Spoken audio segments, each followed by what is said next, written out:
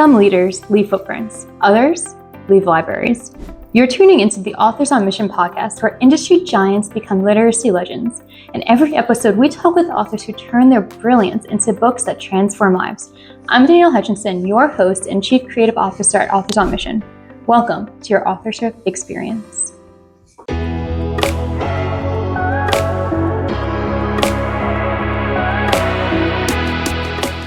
Hey everybody, I'm starting off with a question for you today. What if everything you thought you knew about limitation was actually about liberation? What if the moment you think your story ends is actually when your most important chapter begins? Well, today we're diving deep into a narrative that flips the script on what it means to live fully, not despite our circumstances, but because of how we choose to navigate them.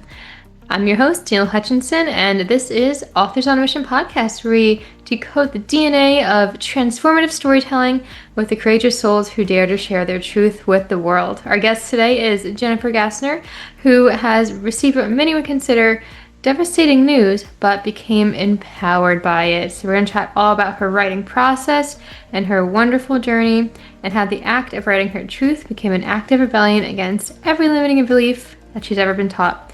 Without any further ado, Jennifer, welcome to the Authors on Mission podcast. Thank you so much, Danielle. This is awesome. I'm really excited. I'm excited too. It's going to be a great conversation. I would love to start off, though, with a little bit about you, because this book did come about because of everything you've learned in your life. And I know you went through a little bit of a rough patch back when you were about 17. So I was wondering if you could shed some light on that for our audience and talk about how that led you to writing your book. So I was always very accident prone as a kid. But one day I seemed to notice my handwriting was becoming more and more difficult. And I was also having trouble walking in a straight line, specifically. So I just kind of said to my mom, I think something's wrong. Maybe I need to go to a doctor. And she sent me to the pediatrician, who then sent me to a neurologist. And a year later and 2 doctors later, I received the diagnosis of Friedreich's Ataxia, which is a rare disease. So I knew virtually nothing when I found out. Right. So just so we know, I'm not exactly sure, I've never heard this myself. That must have been a lot of pressure and fear going through your mind at that moment when you first learned about that. What was your reactions, and how did you grow from there? Well, initially I thought, okay, this is something I'm going to have to deal with occasionally. I would just have problems. Little did I know that it's progressive, and actually my mom found a little literature about it, and it gave the grim prognosis that I would probably die by the time I was 25. So that was 8 years from when I was initially diagnosed. So I was very scared and just very apprehensive about what my life was going to end up looking like. And my neurologist at the time gave me the best advice, like, just keep moving forward. Don't let this affect what your decisions already are. Just keep moving forward. Yeah, and I guess at the end of the day, that's all anybody can really do is move it forward and, live what life you do have and make the most of it. And that's just really a strong and incredible thing that you were able to do. But of course, I'm sure there was a lot of vulnerabilities and fears kind of going through during that time. And I saw that, when I was looking through materials, you actually did mention fearing writing about your truth because you worried about upsetting your family with how authentic and raw Yes. it could be. So what gave you the courage to write in that manner? And perhaps it's a tip that our audience can learn from too. Like, it's a tough topic to write about. How did you do it? Well, I think initially I was selfishly very much I wanted to lay it all out there and I could be as mean as I wanted to and just let it go. But I started out that way, but then I started developing real empathy and understanding for my parents, specifically at the time. So because of that, I withheld some of it, in that I don't even know that I would withhold it, but I just kept my focus on, hey, this was hard for them too, not just me. Right. Yeah, so it's not just you, it's anybody else who reads the book, who is involved in your story. So that's a good mindset to have, is that you never know the ripple effect it could take on other people going through the similar thing. Yeah. Yeah. But at the same time, I also could see how, you're going through a state of, I guess you could say, catharsis and, just healing as you're writing about it too. So I'm sure it helped you change your relationship with the past. Would you agree? Very, very much so. And honestly, my mother, even after I had gotten rid of a lot of things, my mother was still very apprehensive and actually asked me not to publish the story. Really? Thankfully, one of my sisters and my brother chimed in and said, "Oh no, you need to speak your truth. This is your story." And they really supported me in speaking my truth. Right. So that's amazing you had a support network with you when you were writing this book. You had your brother and your Yes. sister to advocate for you. Was there anybody else who joined you along this path that helped you with the process of making the book too? Perhaps any editors, coaches, beta readers, anything like that?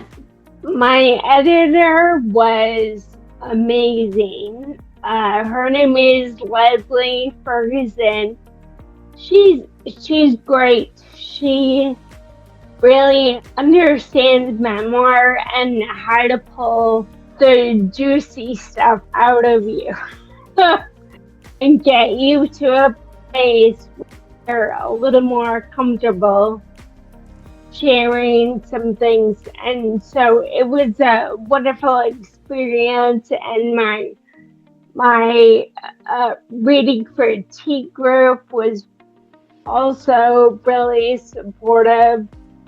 My teachers for memoir, Tracy Jones and Marnie Friedman, were amazing. That's great. You had a whole, array of people right there by your side, guiding you through. Amazing that you also have a writing group too. I think that's something that a lot of authors hear about, but maybe don't quite know what to expect. I'm wondering, you want to share a little bit on that? What was that like? So that's an amazing group. We're all women. We've called ourselves the Righteous Sisters. You spelled right, WRITE. I like that. I like that. So we're all women. We get together on not probably a semi-yearly basis. We're all still in touch, and I think 3 out of maybe 6 of us have published our memoirs. So Well, that's incredible. Again, like, that's all you need sometimes. Oh, so please continue. I should say it's just been phenomenal. Yeah, definitely. And again, it's just always so good to have people by your side guiding you, and I'm sure it helps even develop your ideas more so, which is it's wonderful.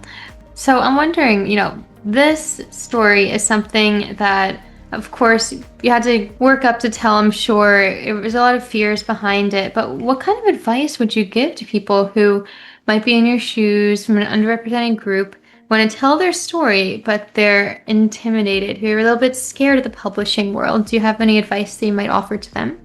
Yeah, I think it's good.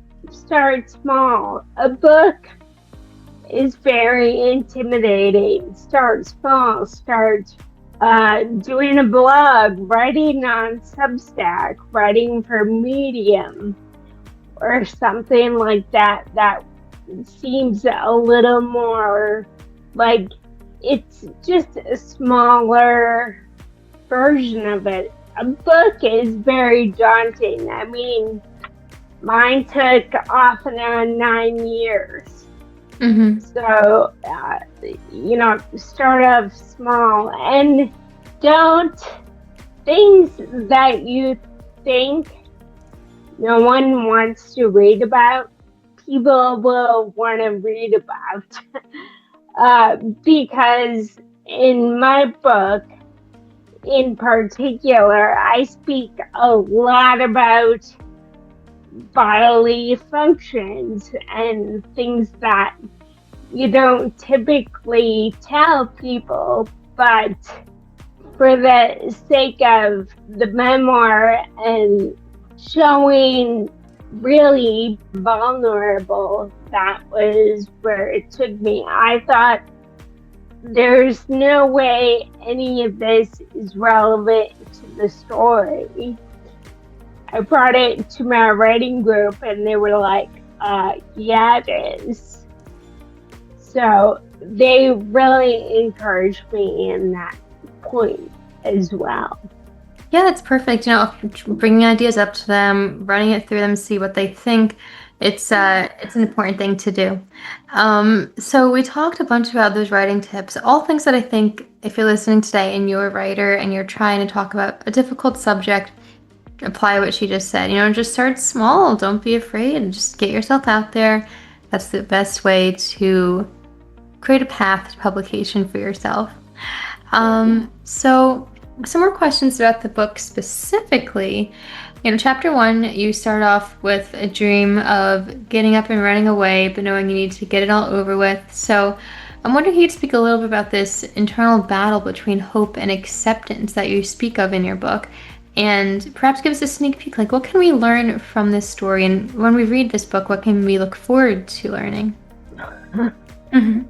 So I could break that down a little bit. I know that was a bunch.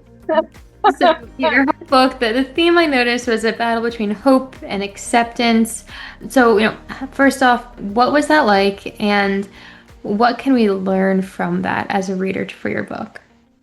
Well, I think it was probably one of the first times in my life where I was like, okay, this has to be done. Let's do it and get it over with. Before, I was very much a procrastinator of everything, even getting shots or having blood drawn, things like that. So when they told me I would be in the hospital, it was like, okay, well, he's like, well, you can do it now, or we can wait until Monday. It was a Friday, and I was like, no, just get it over with. Get it over with, because I don't want this hanging over my head. Right, exactly. For the weekend. So I think it was the first time I really said to myself, this is it. This is what you have to deal with.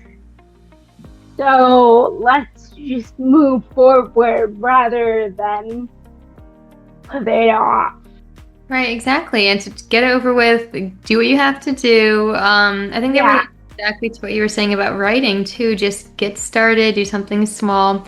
Even if it doesn't seem like the perfect thing right now, just do it.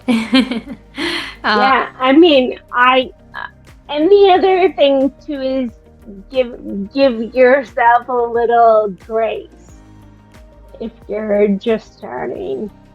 Right. Yeah, some forgiveness. You can't expect the first draft to be perfect. You have to get there with using of supports like you did, or through other sources as well. You're only going to get better, but you have to be open for that, and you have to expect that. First thing might not be perfect, but you learn and you grow from it, and that's the best you can possibly do. So, all this being said, first off, as you were writing this book, I'm sure you did encounter some challenges. I'm wondering what kind of roadblocks along the road might have you hit, and how did you overcome those? Well, the biggest roadblock was probably my own sense of, I don't know if I can do this. I don't know if I can go there. Was my own self coming up with that. And also I had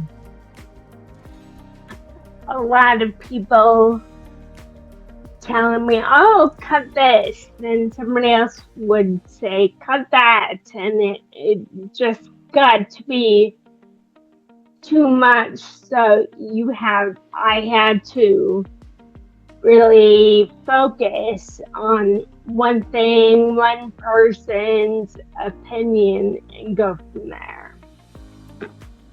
Right. But I think overall, and that's the other thing, because of my disability, my speech is obviously affected, but then there's also things like my motor skills. So I'm not a very fast typer. All my other friends are just whipping out like tons of words a minute, and I'm pecking, which is fine. That was how it worked for me. Right. But you have to kind of embrace that and, kind of modify your routine based on that. I'm wondering, did you have any strategies, being that you were a little bit slower with typing, were there any tools that helped you with that, or any, strategies that helped you through? I'm sure there's a lot of listeners right now who struggle with the same thing, people who are still learning to use it. I'm starting to embrace voice to text a little more. When I first started the process, in 2015, almost 20 or 10 years ago now, that technology wasn't really as good as it is now. Right. And plus, I really was in the mindset of the way I speak is much different than the way I write. It just comes out of you differently, I thought. And I still struggle with that a little, but sometimes voice to text is really awesome. Well, I'm glad to know. And I think, we've all dabbled with voice to text a little bit here and there, but it is something that definitely speeds the process up for anybody, whether you want to get it done a little quicker, or maybe instead of typing, you just want to articulate and speak your thoughts out loud. I can see how that's an amazing asset to use. So thanks for that, Teppa. That's great. So yeah, you have this book out, by the way. I'm wondering, now that you have it out, what other initiatives have you been involved in? I'm wondering what's next on the horizon. Are you thinking of any other books or perhaps, anything on the horizon that we can be looking forward to? I'm thinking about a fictionalized memoir. Well, some of it's going to be memoir, but it's going to be a love story with an interable couple. So Focus yeah, and on the love story aspect rather than the self-help version of this one. Is that right? yes, Yeah, I can see how that would be an amazing thing for us to check out, and especially if we've already got the story from this one, almost continuing it on to another. I can see how that's wonderful. Yeah. So, all that being said, I'm wondering if there's anything else you'd like to share with us about your experiences, going through all of this. I think there's a lot to be learned throughout your journey since you were diagnosed to now. I mean, for example, you've pursued both a bachelor's and a master's degree. You had a friendship with Dave Matthews. You went through so many other things in your life. I'm wondering if you'd like to touch a little bit on some of this and shine a light on, what we can do despite difficulties in our lives and how we can thrive just like you have.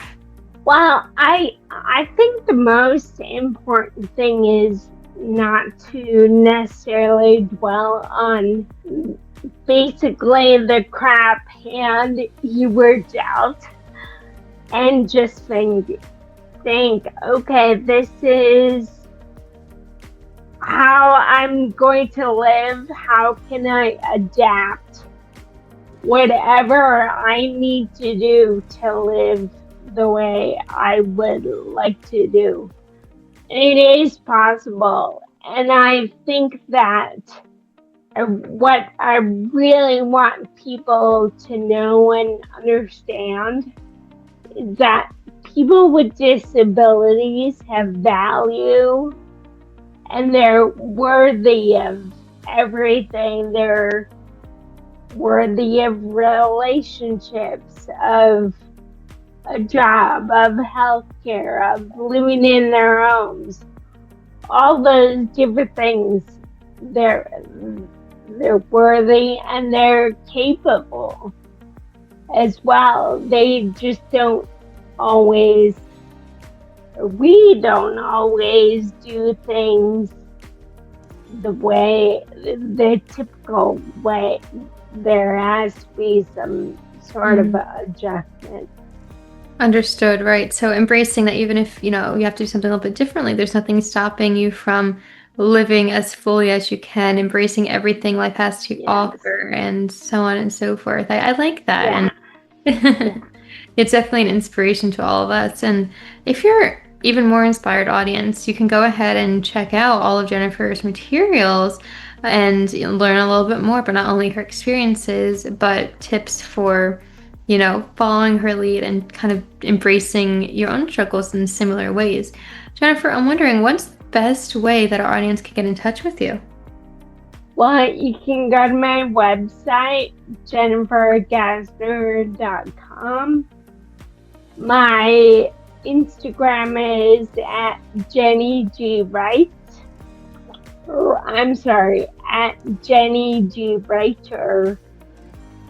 And I'm also on BookBub and Facebook under Jennifer Gasner Author. Well, perfect. We're going to put the links to all of that in the description box of our podcast today. So audience, when we're all finished up, go ahead and click on over and learn a little bit more about what Jennifer has to offer and also stay up to date with her upcoming projects that she was mentioning before. So Jennifer, before we do start wrapping up today, I do want to touch a little bit about your cover photo that's so beautifully displayed right there above your head. Thank you. How did you come up with the image for that? I'm assuming, is that an authentic image from graduation, or did you pose for this? Yeah. My publisher asked for pictures of me, and I just sent them random ones that I had, and that was the one they picked. And I think it was a good choice. I agree. It's inspiring, it's beautiful, and it's vibrant. You know, you see someone so happy and so proud on the cover like that. You need to pick it up and learn a little bit more about what's her Yeah. story about. So you did mention a publisher though. So am I correct in you had this traditionally published, it's not self-published. What was the process like? I did hybrid. Okay. So I was lucky enough to find a really good publisher here in San Diego, Acorn, and they just really embraced my book and everything that went along with it. So yeah, they did great. Right. And there's nothing better than having again, another support system on your team is that publishing house, then embracing it and helping you Yes. make the best it could possibly be. That's great. Yes. And there is a lot of debate about, is self-publishing the best? Is hybrid the best? Is traditional publishers the best? But I guess you could agree it probably depends on what you're looking for. So would you have the same mindset? Would you go back to hybrid over any others? Well, I think it would be interesting to have a traditional publishing experience. Without a doubt, I have a couple of friends who have traditional book deals, and their process is very different. But I really like hybrid in the fact that I didn't really want to do or didn't feel I had the time to learn how to do all the editing and do all the formatting and things like that. So from that point of view, I liked it, and I liked the fact that I had a little more control over the final product. Right, and that is a huge benefit too. At Authors on Mission, we're also a hybrid publisher, so I can see what you mean by, having control of everything that's said. When you go traditional, they're making the calls, they're making that book cover for you, they're not asking your advice or, what you actually want, and then you don't get the royalties either. So I think, Right. in my opinion, it's the best method, so you did the right thing. Yeah, it's been good. That's wonderful. Well, Jennifer, I'm wondering, do you have any other final tips to share with the authors that are listening today about, writing about challenging topics or any strategies in general you'd like to share with us? Yeah, I think really writing about the scary stuff makes it easier to go through. I think you learn a lot from that process. So, and again, it doesn't have to be anything big. It doesn't even necessarily have to be something that's published. But I think it can just be a really cathartic experience. Understood. Yeah, and that's kind of how your experience was. It was cathartic. It was a great way to synthesize everything you've gone through. Rehash it, analyze it, see what you've lived, and therefore teach others as well. I love it. All amazing stuff. So thank you so much for sharing everything with us. I think this is really insightful. Thank you. We learned a ton about you and about the book, and of course all these beautiful, beautiful writing tips that I think everybody listening today will be able to learn from and implement in their own writing. So yeah, Jennifer, thank you so much for joining us today. It's been a pleasure to meet you. Thank you. You too. Of course. And, your story really does just show us that vulnerability isn't weakness. It's the birthplace of genuine connection and change. So again, everybody listening, if you want to dive a little bit deeper into Jennifer's world, you can check out the links in the description box. You can find My Unexpected Life on Amazon and at bookstores. And everybody, just remember that your story does matter. Your truth has power, and the world needs the unique perspective that only you can offer. So, until our next episode, keep writing, keep sharing, and keep proving that the extraordinary missions often begin with the courage to tell our most ordinary human truths. We'll see you next time on Authors on Mission podcast. This is Danielle Hutchinson reminding you that somewhere, someone needs the book that only you can write. Visit authorsonmission.com to start your legacy. Until next time, keep leading, keep inspiring, and keep thinking in chapters. Have a great day.